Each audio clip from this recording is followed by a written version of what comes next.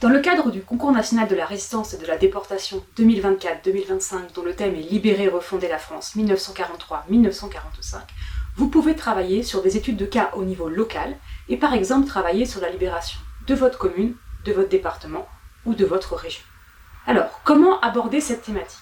Eh bien, vous pouvez par exemple, pour lancer votre travail, partir des noms de rues, de places, ou des noms d'écoles ou de bibliothèques, bref, des noms de lieux.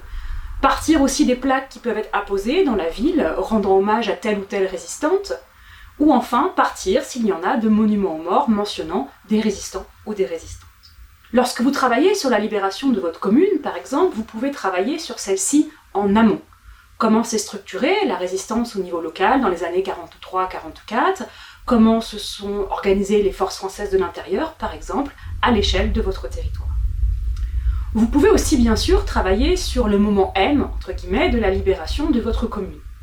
Quels en ont été les acteurs et les actrices, quelles en ont été les modalités, quelles formes ont pu prendre les combats, quelles en ont été finalement aussi la chronologie.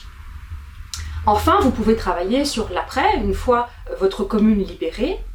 Comment s'est passée la transition des pouvoirs au niveau local ? Comment se sont articulés les envoyés du général de Gaulle, les commissaires régionaux de la République, les préfets et les comités locaux de la libération et départementaux de la libération issus de la résistance intérieure ?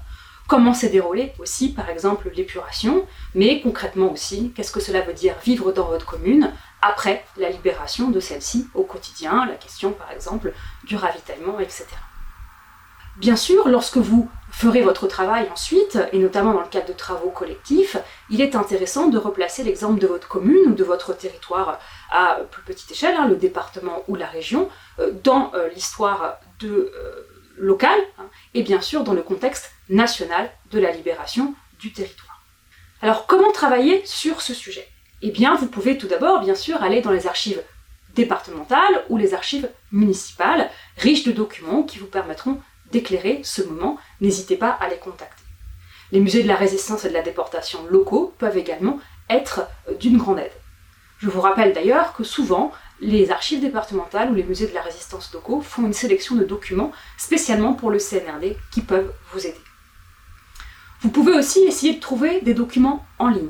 N'hésitez pas à consulter les sites des fondations, et notamment le musée de la résistance en ligne, où en lançant une recherche par nom de lieu, vous pourrez sans doute trouver des documents numérisés. Vous pouvez aussi consulter le site Images Défense de l'ECPAD, où vous trouverez peut-être des photographies de la libération de votre commune ou de votre département.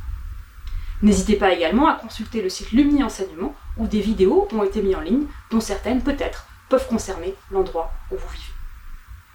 Enfin, vous pouvez aussi consulter les archives du Comité d'histoire de la Deuxième Guerre mondiale qui ont été numérisées et dont certaines peut-être vous donneront des indications sur, des documents sur l'endroit où vous vivez. Par exemple, vous pouvez voir là, qui s'affiche à l'écran, une liste de FFI tombées pour la libération du département de la Seine.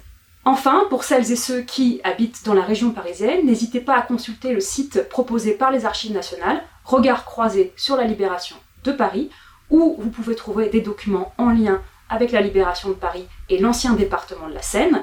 Et par exemple, vous pouvez trouver des rapports ou des documents qui ont été écrits par des chefs d'établissement sur la libération ou la résistance dans leur école, ce qui peut être très intéressant pour vous si cela existe pour votre commune, pour une étude au niveau local.